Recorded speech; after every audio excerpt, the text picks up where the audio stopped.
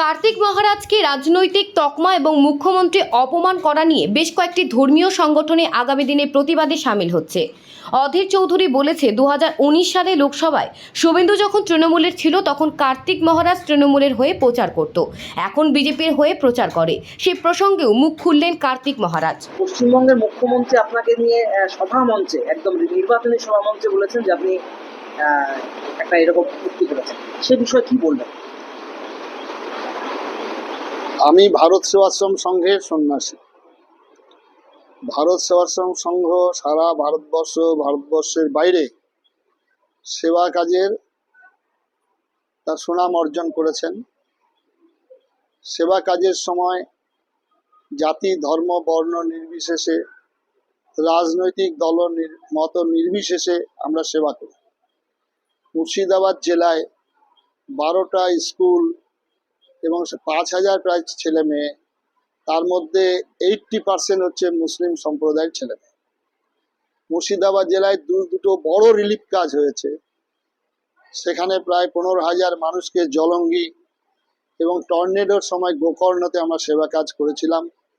সেখানেও প্রশাসন থেকে ভেবেছিল যে যেহেতু ভারত সেবাশ্রম সংঘ, যেহেতু কার্তিক মহারাজ, তারা নিঃসন্দেহে খালি হিন্দুদের রিলিফ করছেন। সেখানেও যখন মাস্টার রোলে দেখা গেল সেখানে 80% মুসলমানদের নাম। এটা ভ্রান্ত ধারণা। সন্ন্যাসী কোনো রাজনৈতিক দলের তাবেদার নয়, রাজনৈতিক দলের প্রচার নয়। কিন্তু আমি হিন্দু সন্ন্যাসী। আমার সমাজ, আমার ধর্ম, আমার সংস্কৃতি যখন বিপন্ন হয় আমি তাদের পাশে দাঁড়াই। আমাদের সমাজ যখন, ধর্ম যখন বিপন্ন হয় তাদের পাশে থাকি, এটা আমার কর্তব্য।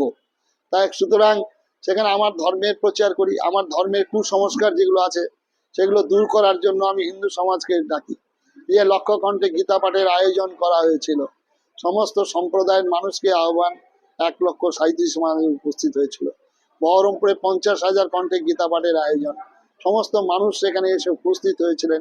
গীতা একটা পবিত্র ধর্মগ্রন্থ, এটা কখনো ঘরের খালি পুজোর জন্য নয়। সুতরাং মুখ্যমন্ত্রীর দাবি একদমই মিথ্যে, ভ্রান্ত। আমি তাকে চ্যালেঞ্জ করছি ওপেন, যে তিনি প্রমাণ দিক কোন জায়গায় কোথায় বলেছি। আর আমি কার্তিক মহারাজ, আমার কি ক্ষমতা আছে একজন বর্তমান পশ্চিমবঙ্গের দোর্দণ্ড প্রতাপ টিএমসি তাদের এজেন্টকে বের করে দেবো? এটা আমি বলতে পারি? আর বললে আমার মাথা থাকবে ধরের মধ্যে? এটা সম্ভব? কাজে এটা যখন হুমায়ুন কবির এই কথা বলেছেন, তাদের সিটিং এমএলএ, তাকে ঢাকার জন্য এবং একটা সম্প্রদায়কে তুষ্টি করার জন্য তিনি এই কথা বলেছেন যে যিনি বলেন 70% এখানে আমরা, 30% এখানে হিন্দু সম্প্রদায়, 2 ঘন্টার মধ্যে গঙ্গায় ভাসিয়ে দেব। তাকে প্রতিবাদ করলো না, তাকে ডেকে একটু শাসন করলো না। যেন ইমামরা লিখিতভাবে আবেদন করছেন, লিখিতভাবে প্যাডে সই করে চিঠি পাঠাচ্ছেন, সেখানে হলো না। আমি কার্তিক মহারাজ, আমি বলেছি ভারতের সংস্কৃতি, ভারতের ধর্মের কথা। আর সেখানে আমি বুথ এজেন্ট, তাকে চ্যালেঞ্জ করা হচ্ছে, তিনি বলুক।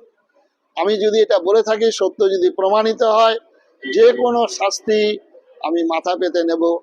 আর একজন মুখ্যমন্ত্রী, তিনি আমার সুনাম করলেন কি আমার দুর্নাম করলেন, সন্ন্যাসী হিসাবে কিচ্ছু আসে যায় না। সারা পশ্চিমবঙ্গে লক্ষ লক্ষ মানুষ আমাকে চেনে, আমাকে জানে, আমাদের অনুগামী, আমাদের ফলোয়ার, আমাদের শুভানুধ্যায়ী, শুভাকাঙ্ক্ষী আছেন, তারা আমাকে মানবেন। সুতরাং মুখ্যমন্ত্রীর প্রশংসায় কিচ্ছু আসে যায় না।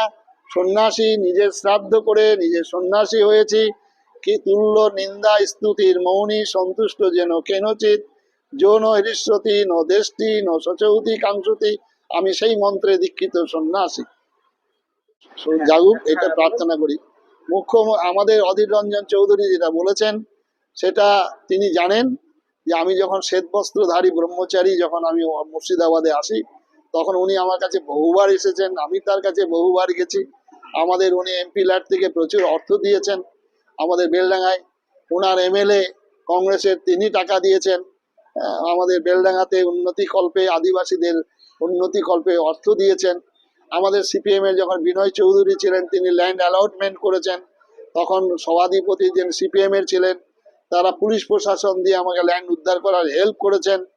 এবং সেটা আজকে ভোটের জন্য, আজকে রাজনৈতিক যে কারণে তিনি কথা বলছেন, তিনি যেহেতু এখন রাজনৈতিক হয়তো কোনো দিক থেকে তার চিন্তা হয়েছে বলছেন।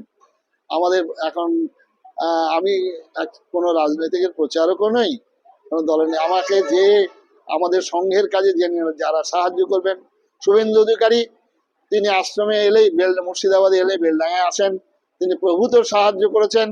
যেদিন আমাদের ঔরঙ্গাবাদ 50 বছরের ব্রাঞ্চ, 50 বছর যাবৎ বাসন্তী দেবীর সুসজ্জিত শোভাযাত্রা বের হয়, সেই শোভাযাত্রাকে প্রশাসন থেকে বন্ধ করে দেওয়া হলো। মাত্র 12 ঘন্টার টাইম, এর মধ্যে শুভেন্দু অধিকারী তার লয়ার ফিট করে আমি রাত্রি 12টায় কলকাতায় পৌঁছে লয়ারের সঙ্গে কথা বলে সঙ্গে সঙ্গে সেখানে আমাদের জাস্টিসের কাছে প্রেয়ার দিয়ে আমাদের শোভাযাত্রা করার অর্ডার নিয়ে আমি ফিরে যাই। সুতরাং তার প্রশংসা করবো না কেন? আগামী দিনে কি কোনো মুভমেন্টে যাবে? নিঃসন্দেহে যাবে। তাদের অপমান যারা আমাদের হিন্দু সমাজের সাধু সন্ন্যাসীদের যারা অপমান করেছেন তারা প্রতিবাদ করবেন। আমাদের ভক্ত, আমাদের যারা হিতৈষী বিভিন্নভাবে প্রতিবাদ শুরু হয়ে গেছে এবং আগামী দিনে আরো সংগঠন মিলিত আছে। আগামী দিনে আরো প্রবল আকারে এর প্রতিবাদ হবে। আমি ভারত সেবাশ্রম সংঘের হিসাবে বলছি, এবং বিশ্ব হিন্দু পরিষদ ইতিমধ্যেই ফোন করেছেন, রাষ্ট্রীয় স্বয়ংসেবক সংঘ ফোন করেছেন, হিন্দু জাগরণ মঞ্চ ফোন করেছেন, শিবাজি সেনা ফোন করেছেন, বিভিন্ন জায়গা থেকে ফোন করছেন। এমন আপনারা নিজেরা নিজেরা প্রতিবাদ যেমন করছেন করবেন। মুখ্যমন্ত্রী সম্পর্কে লাস্ট কি বলবেন? মুখ্যমন্ত্রী সম্পর্কে আমি বলছি, যত তাড়াতাড়ি তার শুভবুদ্ধি উদয় হয় ভালো, তার চৈতন্য হোক। তিনি এই কথা বলেছেন, ভারত সেবাশ্রম সংঘ তিনি খুব শ্রদ্ধা করতেন, কিন্তু প্রকাশ্য সেক্রেটারি জয়েন্ট আমাদের ভারত সেবাশ্রম সংঘের জয়েন্ট সেক্রেটারির সামনে ভারত সেবাশ্রম বহু কাজ করে, কোথায় কোথায় দাঙ্গা করে। তো উনি চ্যালেঞ্জ করা হয়েছিল, ভারত সেবাশ্রম সংঘের সন্ন্যাসীরা সারা পশ্চিমবঙ্গে কোন জায়গায়, ভারতবর্ষের কোন জায়গায় সন্ন্যাসীরা সংগঠিত হয়ে দাঙ্গা করে তার প্রমাণ দিক, আমি সঙ্গে সঙ্গে পদত্যাগ করব। উনি পারবেন?